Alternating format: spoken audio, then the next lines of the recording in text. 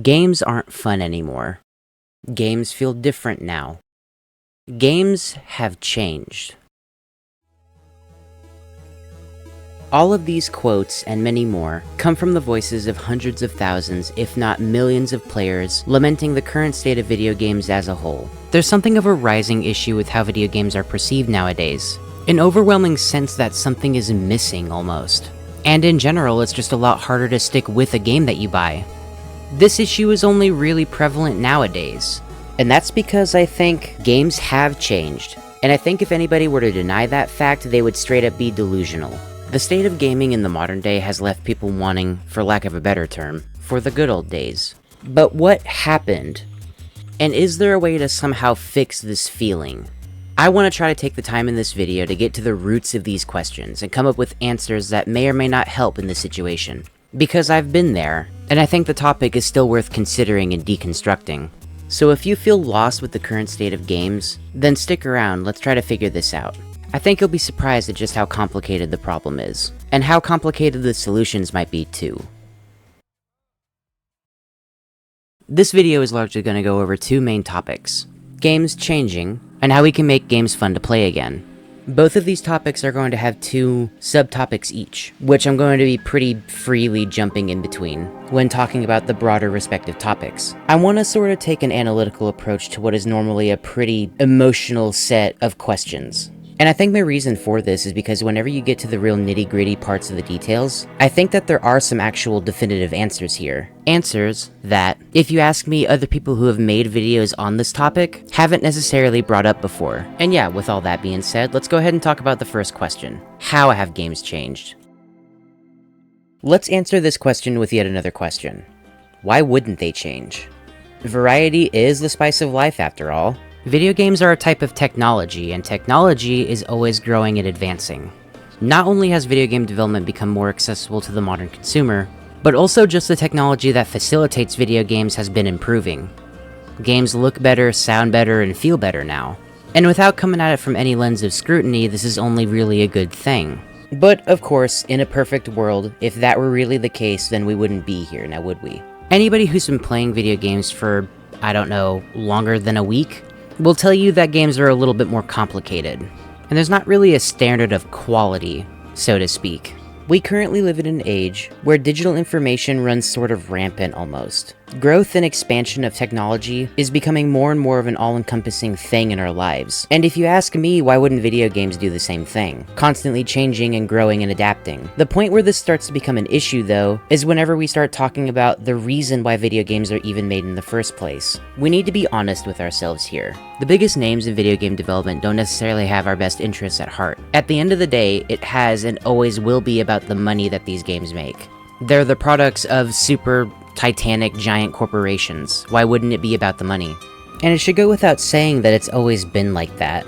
If you go back 10 or 20 years ago, the best games back then, the ones that made the most money, were the ones that always had something new to offer. They looked better, they played better, they had something unique. They set themselves apart. And back then, good, hardcore, honest effort was the thing that made you the most money, because that was really the only option back then. But nowadays, that's not the most efficient way for these companies to start making their money. Personally, I see that since the advent of the DLC, this is the point where we started seeing some scummy stuff really coming out of AAA devs. The simple good idea of a DLC is, simply speaking, just the more the better. If you like something enough, you surely want more of it, right? Then why not spend more money to get more out of the thing that you like? The issue, though, is that a lot of devs don't really see DLC like that. With the advent of the DLC, AAA devs have felt less of a need of making quality games for us now.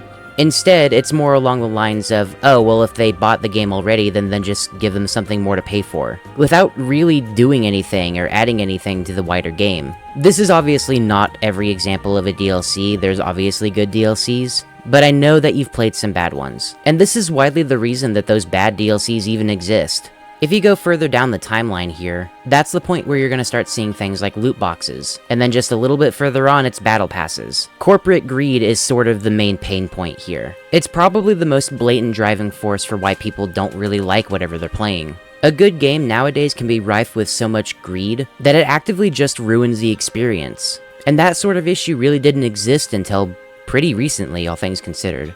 And I'm gonna sound a little bit uncharacteristically pessimistic here, but honestly, I just really don't like any AAA dev. I feel like they've just done me dirty too many times.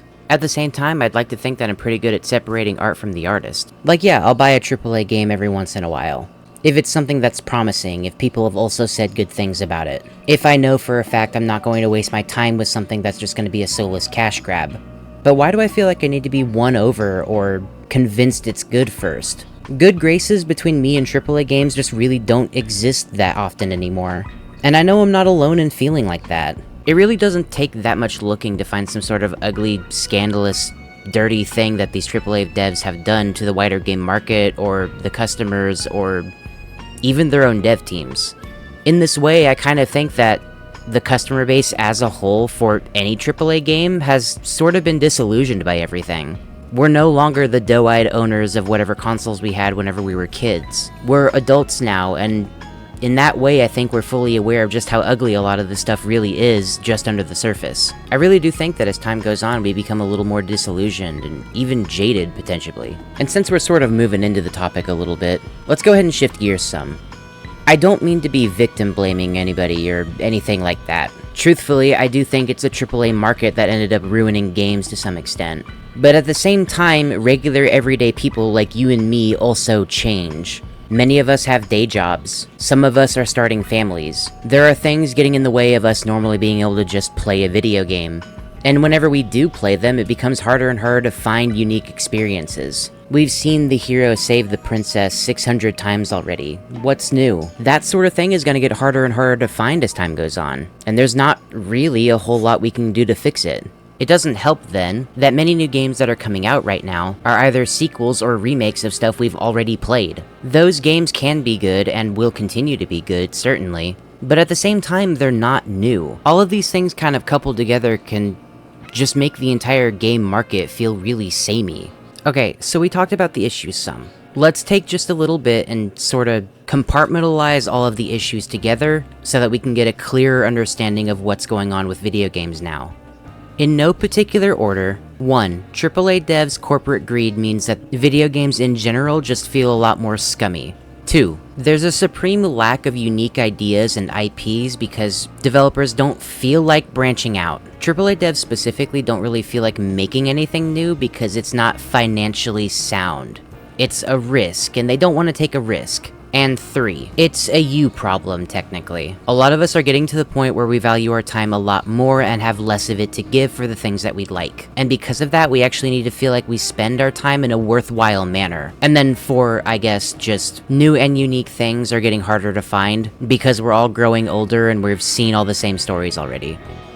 Okay, so there we go. A list detailing what's wrong with video games right now. Now that we've actually highlighted everything, we can actually start working on the solutions to this problem. I am told that the first step to fixing any problem is identifying it first, and we sure did here. So let's go ahead and start talking about solutions. Maybe we can find something that'll work for you to help reliven how you feel about video games.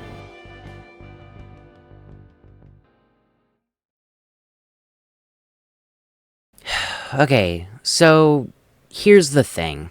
I'm not going to sit here and pretend like I have all the answers for you. There's a very high likelihood you even clicked on this video because you feel really lost with the current state of video games. The whole first half of this video has been really rambly, trying to talk about all of the issues with video games in the current day, and while I still think all of those are true, the solutions to these problems are way more complicated. Non sequitur time, but I'm actually very averse at being the takeaway from any of my videos being a negative. I don't want somebody to feel sad from watching one of my videos. I don't like doing that to people. So, because of me saying that, you can probably tell that there's going to be a pretty dour tone in this next segment. And that's because the first solution that we have might be just to give up on video games altogether. That's hard to do, honestly. I know that it is. It's not something you want to give up because maybe they're important to you. Like how they're important to me, and I get that. But the thing is that people grow out of stuff all the time. And it's not like you have to cut games out of your life entirely. You can still go back and play some things. Even if it's nothing new anymore, you can go back and play some of your old favorites whenever you were a kid or something. But if you're honestly truly at the end of your rope, then the best option might just be to find something else you're passionate about. Every person is going to want something different out of whatever game that they play. And if you just never find anything anymore, then this is unfortunately going to be the only real option you have. That being said, there are some suggestions I have that can maybe fix it. And on that note, how do we make games fun to play again? So, like I said before, none of these are going to be the definitive option for you necessarily, but they will work as pretty decent suggestions if you're trying to look for something to sort of fix your problems with video games. And if not, they can act as sort of branch points to fix whatever you got going on too. I sort of denoted this subsegment as change your approach, which is to say change how you view video games or how you go about playing them. Which is pretty vague, but I think change is sort of the name of the game here anyway. If games are changing, why shouldn't we? As sort of a blanket idea, you could first change how you think about video games. Being that you are probably a wiser, more grown-up adult playing video games, a lot of the whimsy from simpler video games, or just the simple aspects of video games, might not necessarily hit you the same anymore. But in my experience, I instead tend to think about the game design aspect of video games. How is this segment supposed to make me feel? What can I do to further that feeling that a video game is trying to give me? And stuff like that. I feel like thinking about the pathos of a game is a good way to go about recontextualizing a lot of the things that you're doing or the game wants you to do. In a similar vein, it might be a good idea to play something that's completely out of your wheelhouse normally. If you're somebody who typically doesn't really like playing JRPGs, then maybe it's time to pick one up. Maybe you can find one that's particularly good, or one that deconstructs the typical cliches of that genre, and you might end up liking that one better. You could also pick up different games from a different publisher. Let's say that normally you're a person that really likes Microsoft stuff or Sony stuff. You might find value in looking at something that Nintendo makes nowadays. And yeah, even though I was just talking about how awful AAA devs are, like I said, it's worth sort of separating the art from the artist. They're just the publishers, they're not the people making the game really. Not hands-on anyway. And if you don't like that idea, well, there is a reason I bring up indie games in just about every video I talk about. AAA games are filled with so much scum nowadays that they make Billy Mays shudder. So if you want to play something that has some actual heart and soul involved into it, then why not pick up an indie game? There's hundreds, if not thousands of them that are really, really good and genuinely considered all-time classics now. Similar to how video games used to be, if these indie devs want to make money, they need to make their game good in the first place. And many indie devs just make games because they want to feed that sort of nostalgic side of them. One that their audience also kinda wants to feed too. And yes, I know, nobody's a saint. There are indie devs that also are their own flavor of scummy, I get that too. But we still got options. You could also go back and play something you used to really like something from your childhood. And if not, then you might be able to play a retro game that you've heard about that you've always wanted to play. Personally, that's how I heard about the Metal Gear Solid series, and I'm glad I went back and tried it again. The point is that there's still options. There's still good things coming out of the video game market. Even now, where things seem really aimless. You just have to look in the right places. Get some guidance or shop around some. Just try something different. The situation isn't hopeless. I promise you that there is still life-changing experiences just around the corner if you know where to look. I thought about giving individual game recommendations for this segment, but I think the real point of this segment is to get you the idea of how to look for something new, so that whenever you're done playing something, you can find something else. If I were to give you just a couple of video game recommendations, for one, you probably wouldn't try all of them. And for two, that would only work for maybe a weekend or a week at most. Again, the point is to try to find something through your own methods of looking. And what I'm doing here is giving you the methods for how to look for something. And I really do hope that there's a good takeaway that you can get at the end of this video. I don't necessarily advocate for the idea of just giving up on video games as a whole. But I'm also realistic in saying that if nothing is working, then that might be the option you need to take. Even with that being said though, I implore you, really I'm begging you to keep trying. Because video games as a medium is still something that I believe will continue to give us new things, and that'll always be worth something to me.